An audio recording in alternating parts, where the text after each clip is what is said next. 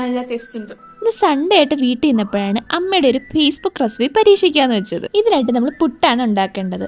ആദ്യം നമ്മൾ പുട്ടിൻ്റെ മാവെടുത്ത് ആവശ്യത്തിന് വെള്ളവും ഉപ്പും ഒഴിച്ച് പുട്ടിൻ്റെ കൺസിസ്റ്റൻസിയിൽ പാകമാക്കി എടുക്കുക. എന്നിട്ടത് റെസ്റ്റ് ചെയ്യാൻ. ഈ സമയം കൊണ്ട് ഗ്രേവി തയ്യാറാക്കാം. അടുപ്പിൽ പാൻ വെച്ച് അതിലേക്ക് ഓയിൽ ഒഴിച്ച് ഓയിൽ ചൂടാകുമ്പോൾ സവാള ഇട്ടിട്ട് നമ്മളൊന്ന് വഴറ്റിയെടുക്കുക.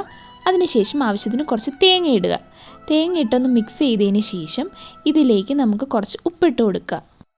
കുറച്ച് കറിവേപ്പില ഇട്ട് എരിവിന് ആവശ്യമായ ചില്ലി ഫ്ലേക്സും ഇട്ട് മിക്സ് ചെയ്യുക. ഇനി റെസ്റ്റ് ചെയ്യാൻ വെച്ച് പുട്ടിൻ്റെ മാവെടുത്ത് അതിലേക്ക് ക്യാരറ്റ് ഇടുക.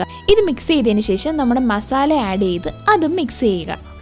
ഇനി നമുക്ക് പുട്ടുണ്ടാക്കാൻ തുടങ്ങാം. ഇനി നമ്മൾ പുട്ടിൻ്റെ പാത്രം എടുത്ത് അതിലേക്ക് തേങ്ങ ഇടുക. നമ്മുടെ മസാല മിക്സിയിലേക്ക് വെക്കുക. ആവിൽ വേവിച്ചെടുക്കുക. നമ്മുടെ മസാല ഉള്ളിപ്പുട്ട് റെഡി ആയിട്ടുണ്ട്. നമുക്ക് ടേസ്റ്റ് ചെയ്ത് നോക്കാം. അത്യാവശ്യം നല്ല ടേസ്റ്റ് ഉണ്ട് കേട്ടോ. കറി ഇല്ലെങ്കിൽ നമുക്ക് കഴിക്കാം. ഇഷ്ടമെങ്കിൽ സപ്പോർട്ട് ചെയ്യണേ. ബൈ.